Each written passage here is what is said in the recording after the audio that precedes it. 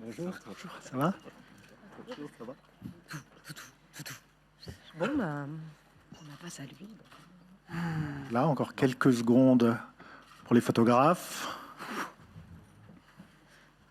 C'est bien, il n'y a pas beaucoup de flash, donc de toute façon, comme c'est interdit à partir de dans 30 secondes. Voilà. Donc, je vais vous présenter tous les participants qui sont à cette estrade, sachant qu'il y a aussi d'autres membres de l'équipe et notamment jeunes comédiens qui sont aussi dans la salle et qui éventuellement pourront prendre la parole. Alors, de droite à gauche, Hugues Charbonneau et Marie-Ange Luciani, qui sont les producteurs du film, qui accompagnent déjà Robin Campillo depuis son... Bravo. Vous applaudissez.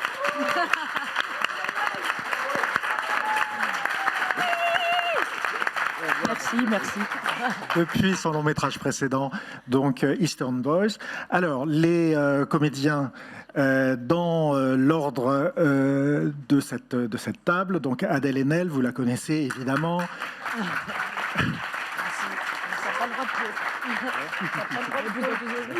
Je cite très rapidement Les Diables, Naissance des pieuvres, l'Apollonide, Souvenir de maison close, Les Combattants, La fille inconnue l'année dernière à Cannes.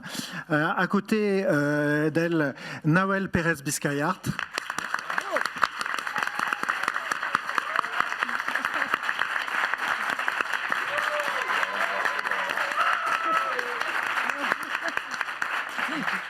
Ça n'est pas un inconnu. Notamment, il avait fait sensation dans le film de Benoît Jacquot, Au fond des bois. Je ne sais pas si vous vous souvenez, c'était il y a déjà 7 ans. Alors, Robin Campillo, bravo.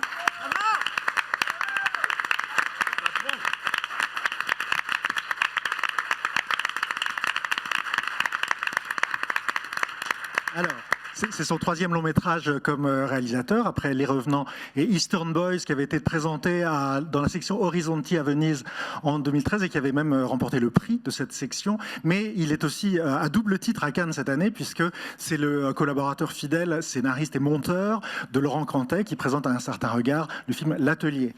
À côté de lui, Arnaud Valois dans le rôle de Nathan dans le film.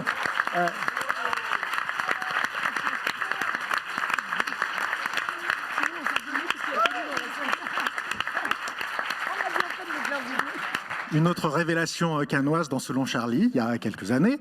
À côté, Antoine Reinhardt dans le rôle de Thibaut. Bravo aussi.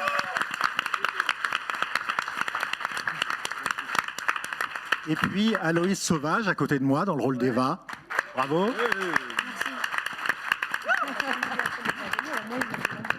Alors déjà, je vais vous demander de lever la main si vous avez besoin du micro. Je vais peut-être commencer par poser une petite question à Robin Campillo sur la genèse de ce film. Alors, le mouvement Act Up, pourquoi ce film aujourd'hui et sur ce sujet-là, Robin?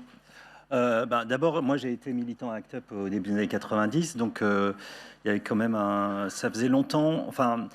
Déjà en 90, j'avais pensé faire un film sur le sida pour raconter un peu ce qu'avaient été les années 80, c'est-à-dire le début de l'épidémie, etc. Et puis, j'ai pas trouvé de biais, j'ai pas trouvé comment faire un film là-dessus. Et c'est vrai qu'après, je suis rentré à ACT UP, j'ai été militant pendant plusieurs années. Et c'est que récemment que je me suis dit que j'avais l'impression que je reculais à chaque fois pour mieux sauter. Et en fait, à un moment... je me suis dit qu'il fallait le faire. Mes producteurs m'ont dit qu'il était temps. Et parce que j'avais un autre projet plutôt de science-fiction, donc c'était complètement différent. Et donc voilà, je me suis dit, après, c'était vraiment une peur de m'affronter à ce sujet qui est très important dans ma vie et qui a été vraiment crucial. Et mon passage à ACT UP a été aussi très très important. Et c'est vrai que voilà, je me suis dit, je me suis pas dit que c'est pas par rapport à l'actualité ou à des choses comme ça, mais je me suis dit qu'il était temps que je me lance. Voilà, l'eau. Très bien. Alors, juste une autre aussi petite question. C'est un film choral, un peu comme l'étaient Les Revenants, d'ailleurs, votre premier long métrage. Donc, quelle difficulté particulière est-ce que ça amène d'écrire comme ça pour une multitude de personnages? D'habitude, on s'emmerde avec un comédien, là, c'est plutôt avec 20. Donc, voilà, c'est très... Non, mais c'est vrai que moi, j'ai l'impression, en tout cas, quand j'ai fait Eastern Boys, je me suis dit, Eastern Boys racontait l'histoire d'un homme qui se faisait envahir chez lui par des garçons étrangers, etc. Et en fait, pour moi, c'était comme un horizon un peu éthique, c'est-à-dire qu'au lieu d'essayer de contrôler tout dans la fiction, etc., de contrôler la mise en scène, contrôler les acteurs, etc., j'avais envie plutôt d'être envahi par des gens et de les voir en train de me faire le film, quoi. C'est-à-dire comme si je faisais, je sais plus qui disait ça, un documentaire sur des comédiens, quoi. Et c'est vrai que j'ai passé beaucoup de temps au casting à essayer de voir, parce qu'évidemment, quand il y avait un comédien, il y a aussi les combinaisons aussi qui sont importantes, l'alchimie entre les gens, le contraste de jeu aussi, c'est très important. Et donc voilà, j'ai mis beaucoup de temps à trouver un équilibre. Et j'en suis content à la fin, je tiens à le préciser. Mais voilà. Et après, c'est vrai que sur le tournage, sur toutes les scènes de réunion, on a tourné à 3 caméras, comme on l'avait fait avec Laurent sur Entre les murs. Et en fait, j'ai essayé de faire qu'en fait, ils trouvent une liberté eux-mêmes à jouer entre eux. Et j'ai fait évoluer au fur et à mesure de la journée les scènes qui étaient assez longues, mais qui étaient tournées d'un seul tenant. Et voilà. Et maintenant, je me tais. Alors, on va commencer les questions. S'il vous plaît, levez-vous pour qu'on puisse vous voir. Oui, et présentez-vous. Bonjour. Hello, I am from Hungary. I'm from Hungary and I have a Je question suis for Robin hongrois, Campillo. j'ai une question à Robin Campillo. The movie is very intimate Ce and very film compassionate. est très and, intime et rempli de my compassion. question is, how did you D'où find ma the balance? question, comment avez-vous trouvé un not équilibre? to make it a cheesy, too emotional Il ne movie, fallait but a pas very que le truthful film and very soit trop compassionate one, émotionnel, as il it happened. fallait Thank you. surtout que la compassion prime. Je pense que, en fait, moi, ce qui m'a... J'ai vécu des choses qui sont dans le film. Par exemple, j'ai rhabillé un copain qui était mort, comme ça, dans le film. Et c'est vrai, quand on vit les choses à ce moment-là, on les vit de manière assez simple. C'est-à-dire que c'est pas un moment où on se met à pleurer, etc. C'est-à-dire qu'on a des espèces de défense. C'est-à-dire qu'on n'est pas dans une émotion simple. Si c'était juste pleurer et tout va mieux après, ce serait trop facile. Non, il y a une espèce d'ambiguïté, de difficulté à vivre le moment. On est totalement dans le moment. Et moi, j'ai voulu retranscrire. Je sais que la plupart du temps, quand on fait ce genre de film, on essaie d'aller dans l'émotion. Moi, j'ai essayé d'aller plutôt dans le côté froid. Et l'émotion, pour moi, ressort de cette impression un peu d'hiver, de moments un peu glacial. Et voilà, il y a cette ambiguïté. C'est vrai qu'à partir de là, j'ai l'impression, moi j'avais envie qu'il y ait des choses très naïves dans le film, notamment dans la manière dont Nathan tombe amoureux de Sean, etc. Des choses très au premier degré. Mais en même temps, tout ça, c'est c'est contrebalancé par la difficulté quand même à vivre une histoire d'amour dans ces conditions avec une personne atteinte et une personne qui ne l'est pas. Et en fait, on peut dire, enfin, je pense que c'est émotionnel par soi-même et j'ai essayé d'éviter, en tout cas, d'en faire trop là-dessus, quoi. Je ne sais pas si ça répond complètement à la question, mais voilà. Bonjour, Watch Screen de la Chine. Oui. Félicitations pour un film très fort, très émouvant, très encourageant. J'ai une question pour Monsieur Campillo et tous les acteurs sur place. C'est une question sur la scène, toutes les scènes de départ. C'est très intensif et comment vous les réalisez? Vous avez un texte très en détaillé avant le tournage où vous mettez tous les acteurs sur scène et puis vous les laissez faire. Des scènes de débat, oui. Tous les scènes de débat. Je vais essayer de répondre vite parce que ce serait bien que les acteurs parlent aussi. Mais en fait, on a tout filmé à 3 caméras. Et en fait, on avait fait des répétitions avant, pas pendant 2 jours, je crois. Et donc, j'ai pas mal réécrit des choses à ce moment-là. à partir de ce moment-là. Et en fait, après, il y avait quand même un texte assez précis. Il y avait pas, c'est pas du tout de l'improvisation, enfin pas tellement de l'improvisation sur le tournage. Et mais par contre, ce que je fais avec ma directrice de la photo, Jeanne Lapoirie, on a pris cette habitude. Maintenant, c'est qu'on tourne très vite. C'est-à-dire qu'on n'attend pas, en fait, quasiment une demi-heure après s'être installé, on tourne une première prise qui est catastrophique en général. Et donc, en fait, et peu à peu, en fait, on modifie les choses, et la lumière, et le jeu, et les positions des gens, voire même leur tenue, au fur et à mesure des prises. Ouais. Et ça permet d'obtenir aussi cette possibilité de garder les accidents du début, c'est-à-dire les moments où les acteurs se trompent ou ont des maladresses, et garder aussi les moments plus parfaits des dernières prises où les acteurs sont plus sûrs d'eux, et donc ça peut... après, au montage, j'ai pu moduler un peu ces moments. Voilà. Je sais pas qui... Alors, les acteurs un par un, bah, du coup, on va en profiter puisque les acteurs vont parler là, successivement.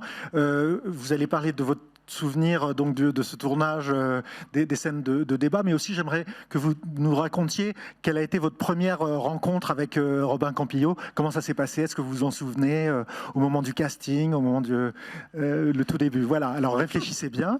On va commencer par Adèle Haenel, qui est la plus expérimentée d'entre vous.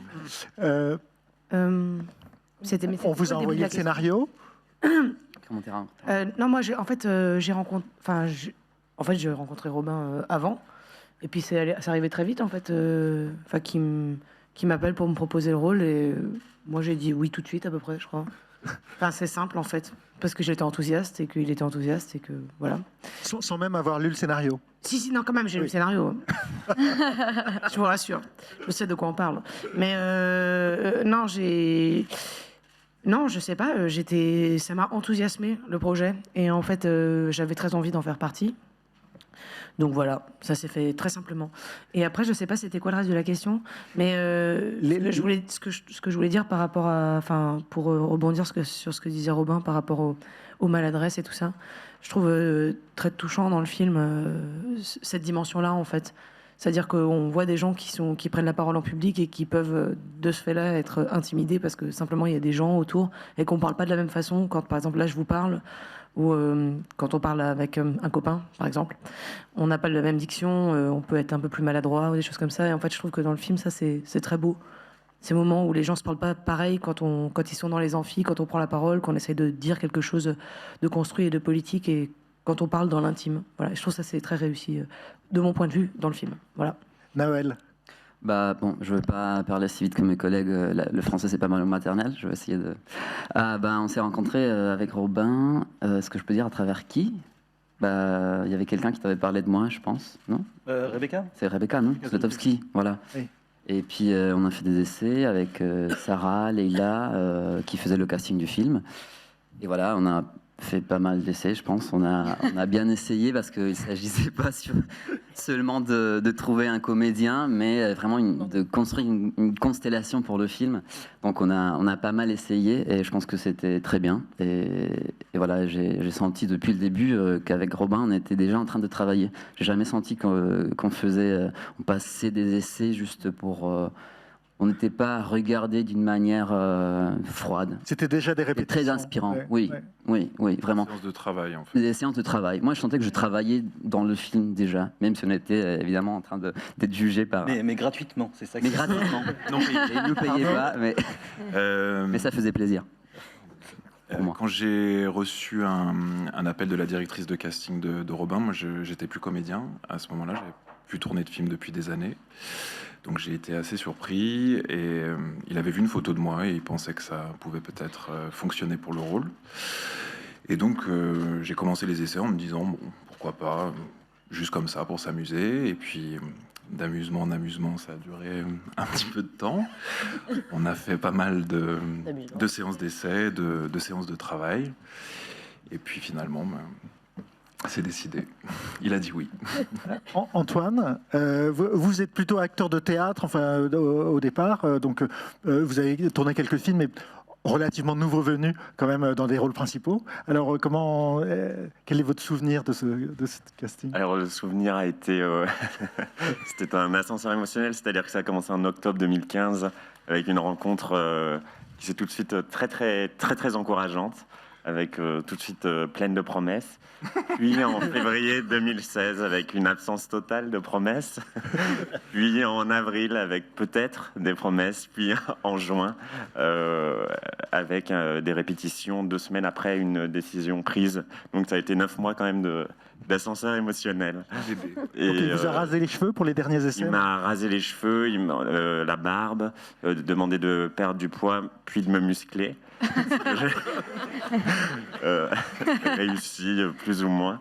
Et je rejoins Adèle sur ce qu'elle disait, c'est que ce qui est très beau, c'est que c'était quand même vraiment un vrai lieu de démocratie. On a l'impression que on pourrait simplifier l'association en disant que c'était une association essentiellement homosexuelle et séropositive, mais en fait c'était vraiment un lieu où il y a eu des présidents qui étaient coiffeurs, d'autres présidents qui étaient fils de PDG, enfin des gens qui étaient lettrés, et du coup c'était vraiment un lieu de débat assez intense, et c'est pour ça aussi que ces débats étaient aussi réussis et aussi oui, des gens qui, en fait, peut-être ne se seraient jamais rencontrés si il n'y avait pas eu ces séances. Enfin, je peux reprendre avant que tu parles, Aloïs. C'est vrai que c'est quand même, enfin, moi, c'était important parce que c'était vraiment, la parole était libérée à cette époque-là, parce qu'il y avait, comme les gens avaient traversé l'épidémie, notamment les homosexuels qui étaient assez touchés, très touchés par l'épidémie. Ces gens ne s'étaient pas parlé. Et ça a été le moment du débat, le moment où la parole s'est libérée, où les gens ont enfin parlé de ça. Ça a été un moment à la fois joyeux et à la fois tragique, parce qu'on était à un moment de l'épidémie très tragique. Et c'est vrai que voilà, cette parole, c'est pour ça que d'un seul coup, dans le film, il y a un flot de paroles, parce que les gens, ça a été quand même un moment libérateur, après 10 ans d'épidémie, qui était quand même un peu passé sous silence. Enfin, il y avait quand même une relative indifférence de la société. Et Didier Lestrade, qui était président de l'association, moi je suis rentré dans l'association après l'avoir entendu à la télévision, et il disait un truc très fort, il disait en fait il existe en France une communauté sida, c'est-à-dire les malades, leurs proches, les médecins, les aides-soignants, tous les gens qui sont dans cette épidémie, et le reste de la société qui ne se rend pas compte. Et que ce truc-là était très très fort. Et c'est vrai que voilà, la parole est libérée à ce moment-là, parce que d'un seul coup, il y avait cette volonté de faire prendre conscience de cette épidémie et d'arrêter cette espèce de silence, d'indifférence qui avait perduré pendant 10 ans. En plus, c'est une libération qui est très cinématographique, parce qu'elle est un peu, elle est en représentation dans ces amphis, comme dans un amphithéâtre, justement. Ouais. Oui, mais il y avait de la théâtralité. Hein. Je veux dire, c'est vrai que même les actions, il y avait ce qui était, moi, ce que je trouvais très beau, c'est que les gens étaient, on était en colère, hein, vraiment. Mais quand on partait dans une action, il y avait cette espèce de trac. Et j'avais l'impression qu'au début, quand l'action commençait, on jouait la colère, et qu'en réalité, la colère arrivait réellement au bout d'un moment, parce qu'effectivement, d'un seul coup, on s'apercevait de l'état dans lequel nous mettaient les gens qu'on attaquait, etc. Et donc il y avait vraiment un double, c'est-à-dire il y avait vraiment du théâtre, et en même temps ce théâtre faisait ressortir. Alors c'est pas du théâtre, c'est pas du théâtre de rue ou des choses comme ça, mais il y avait quand même un truc très très fort à sentir que voilà, la colère devenait d'un seul coup extrêmement forte et extrêmement sincère au bout d'un moment, quoi. Aloïse, vous êtes la dernière à... Tout à fait. Alors, Alors moi, comment j'ai rencontré Robin? Par un casting, ça a été rapide. En fait, à la base, j'ai pas été appelée directement j'ai pas rencontré directement la directrice de casting. J'ai dû faire une vidéo pour me présenter, pour peut-être avoir la chance qu'il ait envie de me rencontrer. Alors ça c'est fait. Non, mais je l'ai jamais vu, mais c'est... Ah ouais. Alors la directrice de casting l'a vu, et puis j'ai pu passer le casting. Donc j'ai rencontré directement Robin. J'ai passé le casting avec un jeune garçon qui s'appelle Simon Bourgade. On a essayé donc ce binôme de facilitateurs, et moi je pense que ça a un peu marché, puisqu'on s'est retrouvés tous les deux du coup sur le film. Et votre souvenir justement des scènes de discussion en amphi et tout ça J'aurais pas grand-chose à rajouter par rapport à ce qui a été dit juste avant. Avec Simon, nous, on était donc le binôme de facilitateurs. On essayait du mieux qu'on pouvait de gérer l'équilibre des débats et de faire en sorte que tout le monde puisse justement prendre la parole Oui, quand dès que il ça le chauffait pouvait, un peu, etc. Voilà, on essayait de gérer ça. Et non, ça s'est très bien passé. Moi, ce que je retiens aussi, c'est, ce qui m'a beaucoup aidé, c'est justement la présence des 3 caméras en simultané et le fait, Robin l'a déjà dit, que les scènes étaient longues et du coup, on était complètement, impliqués dedans de A à Z. immergé, ouais. C'était pas des petits bouts de scène qu'on faisait, et on était vraiment dans un jeu constant, dans un vécu plus. Et je pense que c'est ça qui ressort dans le film. Enfin, j'ai l'impression cette véracité d'une émotion vraie, quoi, quelque chose de presque pas joué en fait, de vraiment vécu. Monsieur Roberto Schinnardi, Gay Poeniti, merci de votre film, est un chef-d'œuvre queer, bien maîtrisé, très émouvant. Je voudrais demander à Monsieur Campillo, en effet, moi j'ai perdu des amis par le sida. Je voudrais vous demander comment c'était en effet élaborer toutes vos histoires d'amitié dans la création du film. Et en effet, en Italie, c'est difficile de convaincre les jeunes à faire de l'activisme gay. Comme ce film qui est très politique peut contribuer à le faire. Merci beaucoup. En fait, moi, je pense que c'est très difficile de créer un mouvement politique. On le voit en France actuellement. C'est très difficile de... En réalité, ça prend quand les combats, quand ce ne sont pas des causes, mais ce sont des luttes. Qu'est-ce que c'est une lutte? C'est quand le corps des gens est engagé dans le combat. Et c'est vrai qu'il y a eu ça sur l'avortement en France, et il y a eu ça sur le sida, c'est-à-dire quand les gens sont atteints dans leur corps, et je pense que sur des questions de racisme, aujourd'hui, ça reste très fort, c'est possible, mais c'est vrai que c'est très difficile de mobiliser les gens, en fait, actuellement, moi je trouve, alors je ne sais pas comment c'est en Italie, mais en France, je crois que c'est assez difficile. Alors il y a un mouvement gay, etc., tout ça. Mais c'est vrai qu'Act Up, c'était très minoritaire, Act Up. C'était tout petit en réalité, hein. Mais c'était tout petit en même temps avec des gens.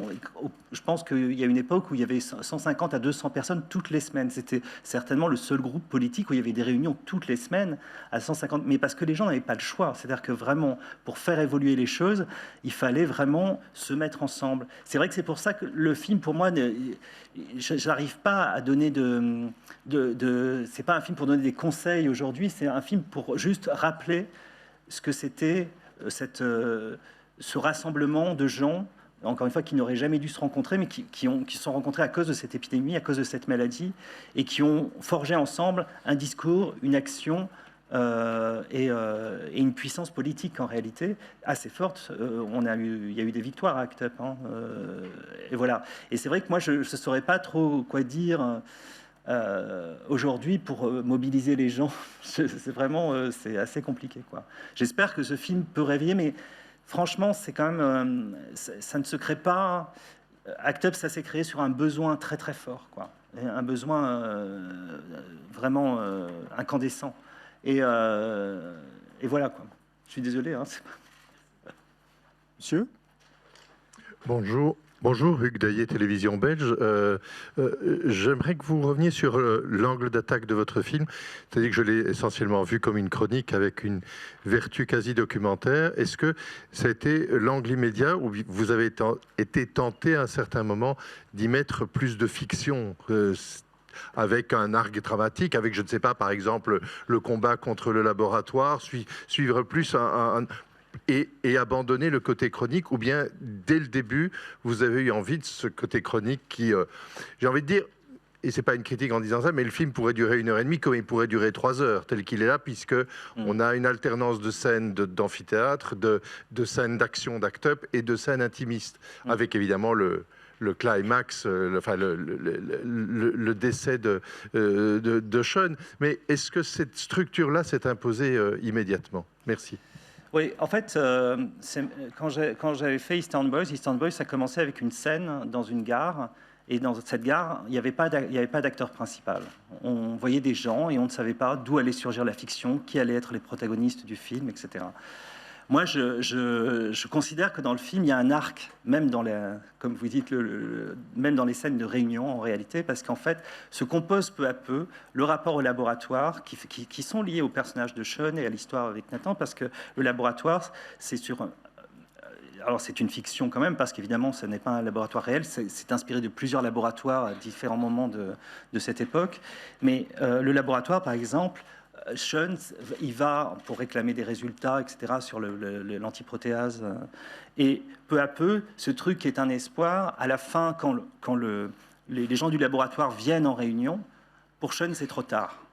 Il voit cette scène de très loin, il y a une séparation entre lui, ce qui fait qu'en fait, ça a à voir avec son histoire à lui. Et moi, c'est vrai que j'ai toujours tendance à penser que ce qu'on appelle fiction, on le lit forcément à l'intime. J'ai ce sentiment-là. Alors que moi, ce que j'essaie de faire, c'est de montrer comment la fiction, c'est quelque chose entre le collectif et l'intime. C'est-à-dire que c'est quelque chose qui fait qu'on sort du collectif pour devenir une histoire, une romance, quelque chose d'autre. Et c'est vrai qu'en fait, je ne peux pas me passer des deux. Et c'est pour ça qu'en fait, moi, je n'ai pas l'impression que ce soit très documentaire. Pour moi, ce qui m'intéressait, c'était de montrer ce groupe comme un cerveau qui réfléchissait et qui imaginait des actions, que ces gens imaginaient des choses, et après on voyait les actions. C'est-à-dire les choses comme des espèces de fantasmes, d'images un peu, fantasmées, quoi. Et c'est un peu plus, c'est comme ça que j'ai conçu le film. Voilà, en fait, mais j'ai essayé quand même. J'aime beaucoup le fait que ces scènes de réunion ont l'air un peu, comment dire, sans forme, comme ça. Mais en réalité, je les ai conçues moi comme assez tenues par rapport à ce qui se passe entre les personnages. Et c'est vrai que j'ai aussi cette tendance, et ce qu'on avait fait aussi sur Entre les murs avec Laurent Cantet, à ne pas donner tout de suite. Enfin, à ne pas faire surgir tout de suite les personnages principaux d'une fiction. C'est à montrer comment la fiction surgit d'un groupe. Voilà. Bonjour. Bonjour. Alex Vicente pour le quotidien espagnol El País. Ouais. Je ne sais pas si mon ressenti sera partagé, mais je trouve qu'on a rarement l'impression de voir un film, soi-disant d'époque ou historique. Ouais. La langue n'est pas datée. Les débats sur le militantisme que vous présentez, d'une certaine façon, sont toujours d'actualité. À quoi répond ce choix artistique? Merci. Alors moi, je me méfie beaucoup effectivement du film d'époque, etc. Et qu'en plus, pour une raison très simple, c'est que moi, comme j'ai vécu cette époque, elle me paraît pas très lointaine. Et alors justement, il y a plein de gens qui vont me dire non mais on n'est plus habillés pareil, etc. Moi, à part quelques jeans qui n'ont pas la même coupe, j'ai pas eu l'impression de voilà. J'ai toujours le sentiment, moi, que quand on fait un film d'époque, il faut essayer de trouver les vêtements, les dialogues qui sont à mi-chemin entre aujourd'hui et l'époque, et de ne pas être complètement plongé dans l'époque et de ne pas tomber surtout dans le pittoresque de l'époque, parce qu'en réalité. Pour moi, ça sort du film, ça sort de la fiction. Et moi, j'avais vraiment envie que le spectateur soit projeté dans le film comme dans un présent, et pas du tout comme dans un truc, oui, effectivement, pittoresque, où on se dit, tiens, ils étaient marrants à l'époque, etc. Alors, il y a des choses qui sont quand même d'époque, même dans le langage, par exemple. À l'époque, Act Up, on parlait pas de migrants, on parlait d'étrangers, par exemple. Ces choses-là, j'ai essayé de les respecter à peu près. Après, sur le langage, moi, il y avait des dialogues, etc., mais j'avais pas du tout envie de visser les acteurs, de leur expliquer comment ils devaient s'exprimer, etc. Alors évidemment, j'ai fait attention au montage aussi, de retirer un peu les expressions trop actuelles, mais je n'avais pas envie qu'on se dise c'est une machine à remonter le temps. J'avais envie qu'on se dise qu'il y a un trouble, justement. Qu'on soit dans une espèce... Moi, je considère les films comme des univers parallèles, quoi. C'est comme si c'est les body snatchers, c'est-à-dire qu'on a pris les gens revenants. De l'époque. Oui, c'est ça. On a pris les gens de l'époque et on les a remplacés par des extraterrestres. Et ce côté un peu, voilà, presque fantastique du cinéma m'intéresse, quoi. Merci. Gilles Kerdreux, Ouest France. En voyant ce film, j'ai eu l'impression que dans cette période mortifère, l'action, le collectif était aussi une façon de rester debout, une façon de rester vivant. Est-ce que vous partagez ce sentiment? Oui, moi je pense que vraiment c'était une manière, ce qu'on appelait à l'époque, enfin même toujours l'empowerment, le fait de prendre de dessus, il y a quand même, par exemple, il y a une scène où, dans une commission médicale où les gens s'échangent des informations sur la maladie. Et ce sont des informations très dures, parce que c'est des informations qui ont à voir avec ce que vivent les gens. Et il y a un garçon qui tombe dans les pommes à ce moment-là, dans cette scène. Et c'est vrai que c'est une chose, par exemple, qui s'est produite à Act Up, où d'un seul coup, le savoir que tout le monde réclamait devenait extrêmement violent pour certaines personnes qui étaient plus fragiles ou qui étaient nouvellement contaminées, etc. Et que voilà, c'est vrai qu'en même temps, j'ai le sentiment que quand je disais, il y avait quand même quelque chose d'assez joyeux à Act Up. C'est un peu dur à dire parce que c'est vrai que, mais il y avait quand même une jubilation. Il y avait un truc parce qu'encore une fois, les gens se libéraient de quelque chose et les gens prenaient le pouvoir. C'est toujours une question de devenir ce truc-là, c'est-à-dire d'un seul coup de ne plus subir l'épidémie, mais d'en être un peu les acteurs aussi, c'est-à-dire vraiment. Et c'est aussi de se tirer, effectivement, comme vous dites, de cette impression de mortifère qui, pour moi, était une chape de plomb vraiment pendant 10 ans, quoi. Et voilà. Je peux ajouter. Oui, vas-y. Ouais, parce que moi, ce que je trouve très beau, et ce qu'on ressent, c'est-à-dire que c'est à la fois c'est une époque où c'est que des jeunes de 25 ans qui voient tous leurs espoirs individuels s'effondrer parce qu'ils savent qu'ils n'ont plus aucun avenir. Donc, en fait, leurs espoirs individuels sont totalement brisés. Et en même temps, ce qu'il en reste aujourd'hui, finalement, enfin, on pourrait croire qu'il ne reste rien d'eux, mais leur lutte collective, c'est une des seules choses qui, aujourd'hui, est peu remise en cause. C'est-à-dire la lutte des homosexuels et des séropos de l'époque. Finalement, autant leur mémoire individuelle, elle n'est pas là aujourd'hui avec nous, mais leur lutte collective, c'est presque la seule qu'on n'ose pas encore trop remettre en cause dans notre société qui pourtant a des petites tendances conservatrices. Bonjour, Nicolas Coll, Relatio. Déjà, bravo à tout le monde, c'est un très beau film. Une question pour les comédiens et les comédiennes, vous êtes tous formidables et toutes formidables. Il y en a quelques-uns aussi assis ici, je les félicite également. Il y a une très belle complicité, je trouve, entre vous tous, aussi bien dans la complicité que dans la rivalité qu'il peut y avoir dans les débats. Comment est-ce que est-ce que vous avez répété entre vous? Ou est-ce que tout s'est fait très naturellement sur le plateau? Il y a quelque chose d'assez magique, je trouve, là-dessus. Qu'est-ce que vous pouvez dire? Oui, et comment est-ce que vous vous êtes préparé aussi à connaître ou à mieux connaître cette époque? On va faire dans l'ordre inverse maintenant. On va commencer par Aloïse, comme ça, ce sera... Voilà. J'ai déjà presque oublié la question. Vas-y. Comment vous... Il y en a deux. Déjà, Robin l'a dit tout à l'heure, avant le tournage, on s'est vu 2 jours dans un amphithéâtre d'une faculté parisienne. 3 jours. Et du coup, on a travaillé, on a essayé, on a répété ce qui allait devenir les scènes dans des réunions hebdomadaires que vous avez pu voir dans le film.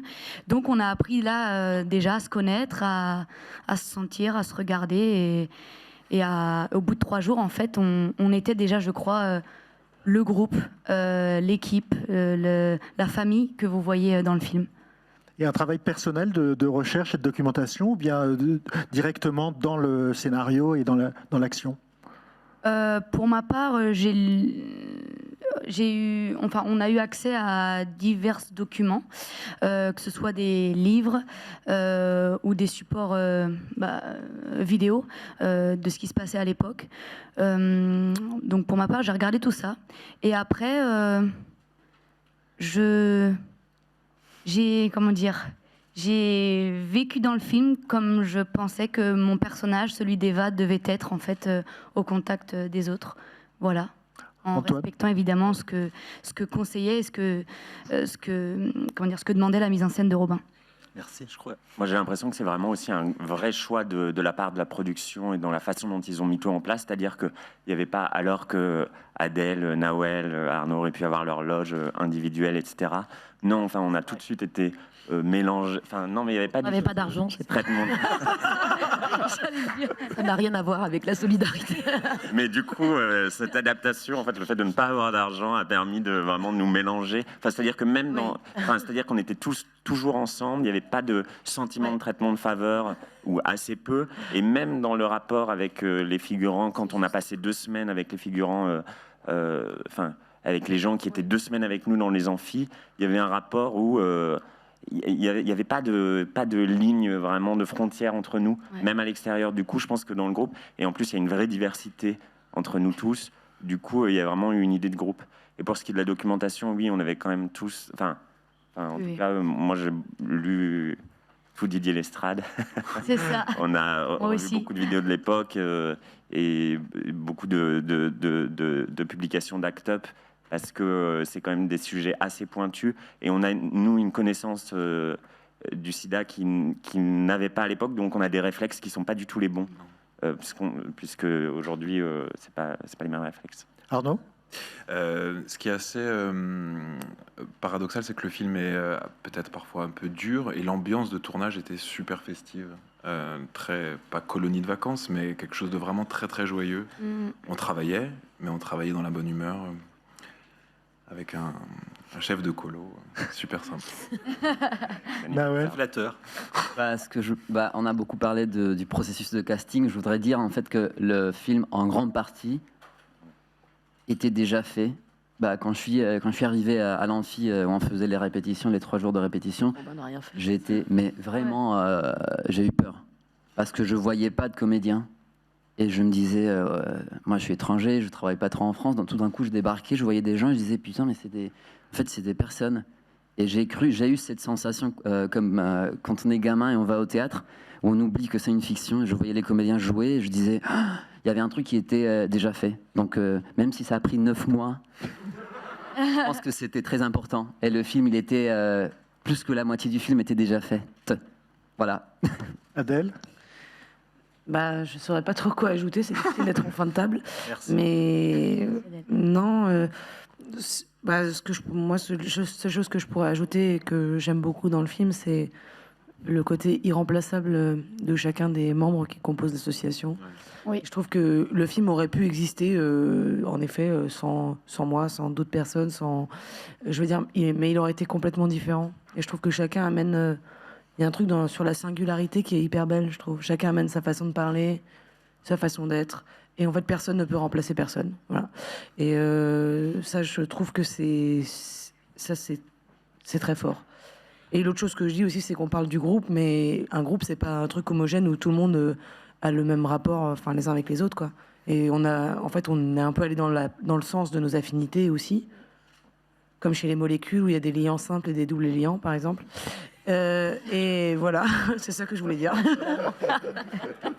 Avant de passer à la réponse suivante, je voudrais quand même interroger les producteurs qui sont là et dont on a effleuré tout à l'heure peut-être les difficultés à produire ce film. Comment s'est passé le travail justement d'accompagnement de ce projet avec Robin Assez, en fait, on va dire assez simplement, en fait. Enfin, comme il dit, je pense ce film était par lui et par nous plus ou moins attendu. Et quand le scénario nous est arrivé, le scénario avait la grâce, quoi. Nous deux le sentions, mais quand on l'a donné à nos partenaires financiers, ça s'est passé très simplement et on a été très vite soutenus. Mais en fait, il y avait 2 difficultés qui se posaient. C'était le côté film historique, c'est-à-dire sur le budget du film, quoi. Comment le cadrer. Il y avait la question de la reconstitution, qu'est-ce qu'on fait, la question de l'interprétation, le nombre d'acteurs, très important, et la question technique, puisque Robin voulait 3 caméras, il voulait beaucoup de choses. Et on a dit oui à tout, alors ça s'est très bien passé. Non, mais il a été il a été très coopératif justement là-dessus, c'est qu'on s'est dit, on va pas partir dans un film, parce que le film pouvait faire 3 millions, 5 millions, 7 millions, 10 millions, selon les choix qu'on faisait. Et on a été très responsable, je crois, là-dessus, parce qu'on s'est dit, on n'ira pas au-dessus on va parler d'argent, hein, on n'ira pas au-dessus de 5 millions, et on va voir comment ça marche.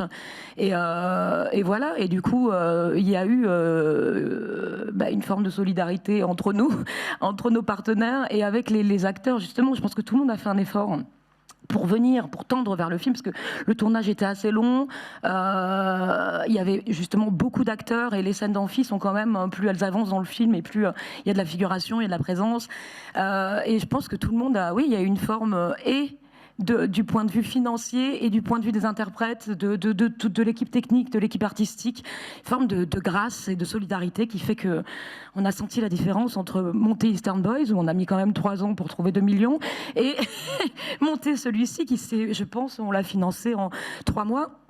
Et voilà. Travailler avec Robin, Robin, il vous raconte les films. D'ailleurs, moi, avec Marie-Ange, il nous en a déjà raconté une vingtaine à peu près. Il raconte les films et il les raconte. Et au fur et à mesure où on déjeune, où on se voit, il raconte, le film prend de l'ampleur et il finit par avoir raconté le film. Après, l'écriture est assez rapide avec Robin. C'est pas très long. 1 mois et demi. Mais c'est cette capacité qu'il a, en fait. C'est la même chose quand on raconte le casting qui dure sur plusieurs mois. C'est-à-dire que voilà, on avance ensemble, on progresse, et c'est valable à tous les échelons, que ce soit technique, que ce soit casting, que ce soit production. Il entraîne comme ça dans un tourbillon, et on le ressent dans le film, c'est ce collectif qu'il crée en fait. Monsieur, alors il y a encore 2 questions. Bonjour, Frédéric Rougeau, le maximum.fr. Je vais revenir sur le casting, parce que c'est un élément important. Est-ce que le fait que les acteurs et les actrices puissent avoir un engagement personnel était un critère, ou en tout cas incarner cet engagement était un critère pour vous? Oui. Moi, je me souviens notamment quand j'ai vu Antoine, les premiers essais d'Antoine. Moi, j'étais pas aux premiers essais. C'est vraiment les directrices de casting qui ont fait les essais. Il y avait quand même... Je lui avais fait dire une phrase un peu invraisemblable de militant, mais une phrase d'une page, quoi, etc. Et c'est vrai que j'ai senti qu'il avait un parler militant, qu'il avait quelque chose comme ça que moi je n'avais pas à inventer ou à faire jouer, ce qui est toujours un peu compliqué. Et puis moi, j'avais pas envie que ça ressemble à l'Assemblée nationale avec ou la Constituante avec des gens qui se dressent comme ça. Donc je voulais un truc, je voulais aussi un parler PD, quoi, quelque chose de très fort là-dessus, quoi. Et c'est vrai que je suis désolé. Non, mais en tout cas, il y avait un truc comme ça que je cherchais, parce que moi, je cherchais à retrouver aussi la musicalité des voix. Autant je m'intéressais pas à y retrouver tel personnage ou telle personne de l'époque, autant je voulais entendre ces voix, la manière dont les gens parlaient, s'exprimaient, etc. Et ça a été un critère. Alors, parfois, j'ai quand même un peu inventé ça, quand même, mais pas tant que ça. Et ça a été vraiment quelque chose d'important. Et je voulais dire un truc aussi par rapport justement au jeu des acteurs et à la mise en condition des acteurs. Il y a aussi la personne qui a un peu collaboré sur le scénario avec moi, Philippe Mangeot, qui était aussi à Act Up à l'époque et qui a aussi rappelé aux gens quelle était la situation de l'époque, etc., comment ils devaient se comporter par rapport à l'époque, etc. Parce que d'abord, moi, j'avais pas le temps de faire tout ce travail, et il l'a fait aussi auprès des figurants. Pour expliquer effectivement même le mécanisme du groupe, etc. Et que ça, c'était vraiment important voilà, je crois que c'était vraiment fort pour tout le monde de ces détails auxquels moi je ne pensais pas, parce que j'étais tellement dans le film que c'était assez compliqué d'avoir. C'est très difficile d'avoir du recul par rapport à des trucs qu'on a vécu comme ça. Mais c'est vrai que moi, dans le casting, quand je voyais les gens, je sentais tout le temps quand le côté militant était assez naturel. Et quand je sentais quelqu'un qui montait sur ses grands chevaux tout de suite et qui avait l'air... Pour moi, il y avait un rejet très très fort de ce truc-là, quoi. J'avais vraiment envie qu'on se sente, parce que quand c'est joué comme ça, pour moi, quand c'est joué trop fort ou trop surjoué, c'est pas incarné. C'est un peu factice, quoi. Et ça a été effectivement un critère assez important. Dernière question. Bonjour. Bonjour. Félicitations à vous tous pour la réussite, l'engagement et le combat du film. J'ai juste une question pour vous, Monsieur Campillo, sur le titre du film. Je voulais savoir à quoi correspond cet emballement cardiaque. Est-ce que c'est l'adrénaline des actions, la peur, l'orgasme sexuel, le rythme de la musique techno? Enfin, voilà. Quels sont ces 120 battements par minute? C'est tout ça, effectivement. Les dysmes en général. C'est effectivement tout ça, et notamment aussi la house music de l'époque, qui est en gros à 124, je crois, battements par minute. Donc le titre n'est pas complètement exact, je crois. Mais oui, c'était aussi, curieusement, aussi rendre hommage à cette musique, qui, pour moi, était un peu qui a accompagné cette époque. Alors, le film est un peu un hold-up là-dessus, parce qu'évidemment, tous les militants ne se retrouvaient pas en boîte le soir pour danser sur de la house music. Il y avait des gens... qui aimaient d'autres musiques, etc. Donc là, je me permets, voilà, parce que moi, j'aimais beaucoup cette musique, je me permets d'en faire un truc très important. Mais c'est vrai que c'est lié. La house music, c'était une musique à la fois festive et un peu inquiète. Et j'ai toujours pensé que cette inquiétude avait à voir avec la situation qu'on vivait à l'époque et que traversait notamment la communauté gay à l'époque face à la maladie. Merci beaucoup Robin Campillo et toute son équipe. Merci.